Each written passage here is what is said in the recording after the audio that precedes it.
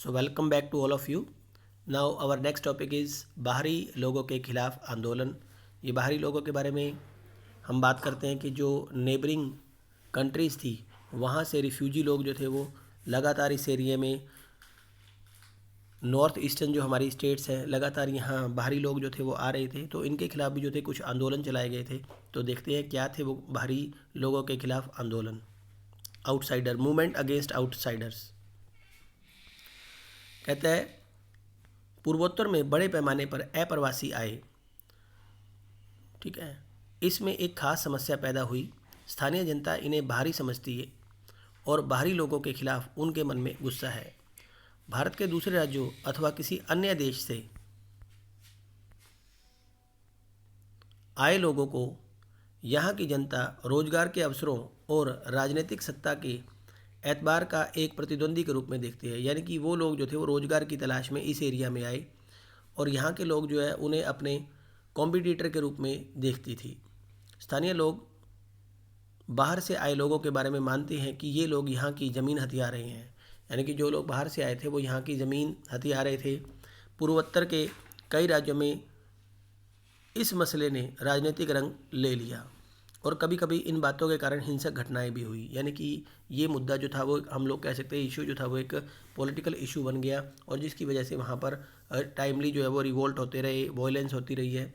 1979 से 1985 तक चला असम आंदोलन बाहरी लोगों के खिलाफ चले आंदोलनों का सबसे अच्छा उदाहरण है। यानी कि अगर हम देखें तो असम के अंदर एक आंदोलन चला जो कि 1979 से शुरू होकर 1985 में चला। असम लोगों को संदेह था कि बांग्लादेश से आकर बहुत सी मुस्लिम आबादी असम में बस गई है। लोगों के मन में यह भावना घर कर गई थी कि इन विदेशी लोगों को पहचान कर इन्हें अपने देश में नहीं भेजा गया तो स्थानीय असमी जनता अल्पसंख्यक हो जाएगी। मतलब उनके मन में ये था कि असम लोग जो है वो माइनॉरिटी में आ जाएंगे। कुछ आर्थिक मसले भी थे, जैसा कि असम में तेल, चाय और कोयले जैसे प्राकृतिक संसाधनों की मौजूदगी।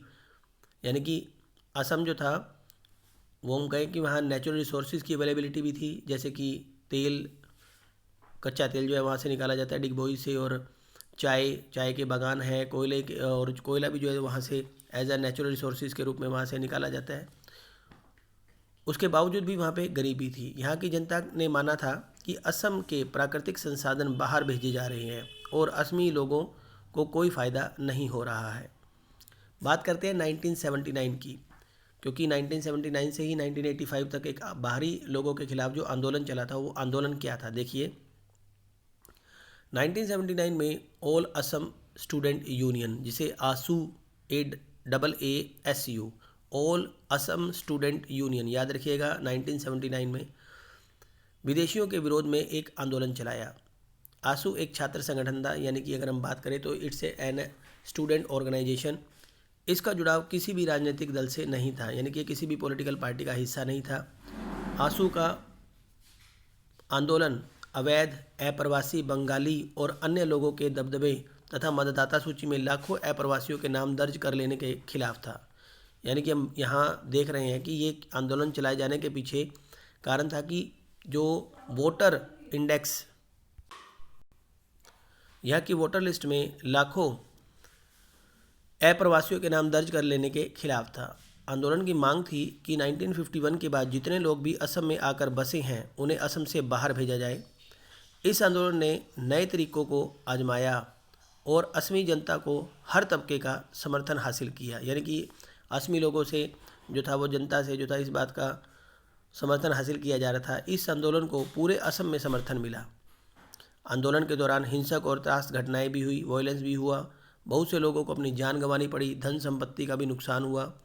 आंदोलन और के दौरान रेलगाड़ियों की आवाजाही तथा बिहार स्थित बरौनी तेल शोधक कारखानों को तेल आपूर्ति रोकने की भी कोशिश की। यानी कि देख सकते हो कि आप जिस तरह से वॉयलेंस हुई थी, उस वॉयलेंस में हम लोग कहें कि प्रॉपर्टी, वेल्थ और इन सब चीज़ों का नुकसान हुआ। रेलगाड़ियों को भी रोका गया और बिहार में स्थित जो बरौनी तेल शोधक कारखाना है वहाँ पर तेल की आपूर्ति को भी जो है वो रोकने की कोशिश की गई थी। 6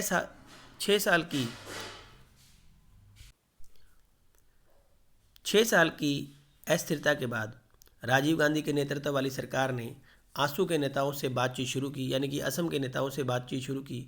इसके परिणाम स्वरूप 1985 में एक समझौता हुआ। समझौते के अंतर्गत तय किया गया कि जो लोग बांग्लादेश युद्ध के दौरान अथवा उसके बाद के सालों में असम आए हैं उनकी पहचान की जाएगी और उन्हें वापस भेजा जाएगा। यानी कि अगर हम देखें तो ये रिफ्यूजीज़ को वापस भेजने का जो समझौता असम के अंदर हुआ वो भी राजीव गांधी की नेतृत्व वाली सरकार के में ही इसे किया गया। और ये आश्वासन दिया गया कि जो लोग बांग्लादेश युद्ध के दौरान या उसके बाद के सालों में आए हैं उनकी पहचान की जाएगी और उन्हें वापस भेजा जाएगा। आंदोलन की कामयाबी के बाद आसू और असम गण संग्राम परिषद ने मिलकर अपने को एक क्षेत्रीय राजनीतिक पार्टी के रूप में संगठित किया। यानी कि अब असम जो आसू एक ऑर्गेनाइजेशन बनाया गया था, ऑल असम स्टूडेंट यूनियन जिसका नाम है, और असम गण संग्राम परिषद ने मिलकर अपने को एक क्षेत्रीय राजनीतिक पार्टी के रूप में संगठित किया। यानी कि अब ये पॉलिटिकल पार्टी बन चुकी थी। इसी पार्टी का नाम असम गण परिषद रखा गया। असम गण परिषद 1985 में इस वायदे के साथ सत्ता में आई थी कि विदेशी लोगों की समस्या को सुलझा लिया जाएगा और एक स्वर्णिम असम का निर्माण किया जाएगा। असम समझौते से शांति कायम हुई और प्रदेश की राजनीतिक चेहरा भी बदला, लेकिन अप्रवास की समस्या का समाधान नहीं हो पाया। बाहरी का मसला अब भी असम और पूर्वोत्तर के अन्य राज्यों की राजनीति का एक जीवंत मसला है। यह त्रिपुरा में ज़्यादा गंभीर है क्योंकि यहाँ के मूल निवासी खुद को अपने ही प्रदेश में अल्पसंख्यक बन गए हैं। मिजोरम और अरुणाचल प्रदेश के लोग भी इस भय से चकमा शरणार्थियों को लेकर गुस्से में हैं। चकमा शरणार्थी जो है वो बांग्लादेश के जो शरणार्थी हैं उनको चकमा शरणार्थी कहा जाता है।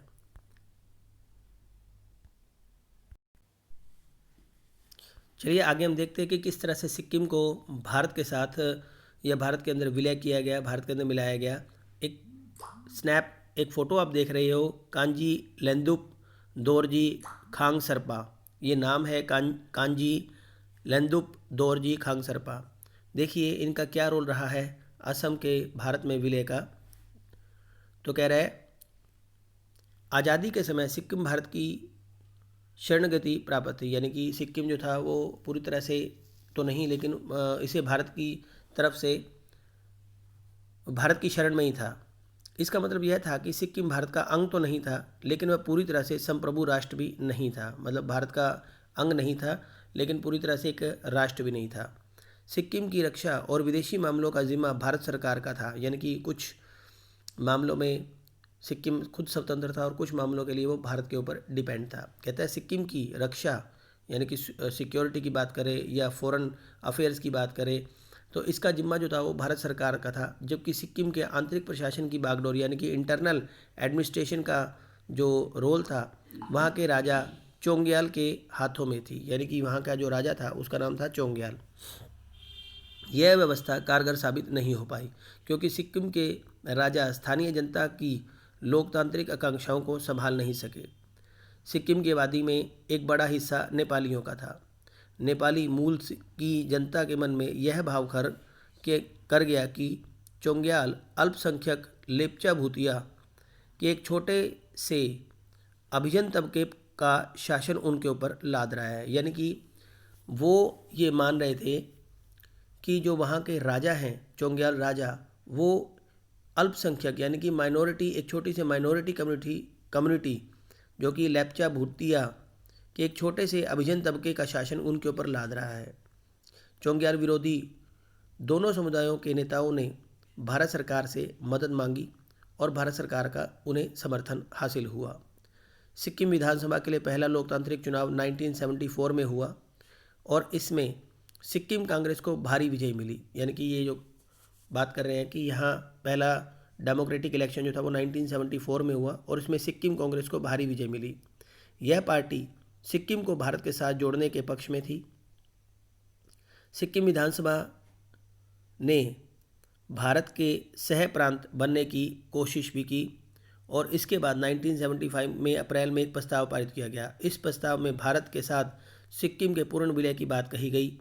इस प्रस्ताव के तुरंत बाद सिक्किम में जनमत संग्रह करवाया गया और जनमत संग्रह में जनता ने विधानसभा के फैसले पर अपनी मोहर लगा दी।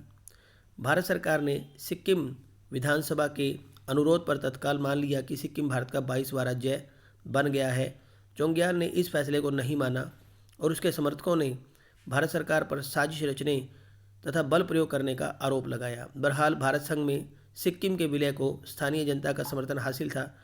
इस कारण यह मामला सिक्किम की राजनीति में कोई भी विभेदकारी मुद्दा नहीं बन सका। तो इस तरह से देखा किस तरह से राजा चोंग्याल ने पूरी कोशिश की कि सिक्किम का भारत में विलय ना हो, लेकिन उसके बाद भी वहाँ की जनता जो थी वो पूर्णतः इस पक्ष में थी कि सिक्किम को भारत में मिला लिया जाए और इस तरह से सिक्किम जो था वो भारत का 22वां राज्य बन गया।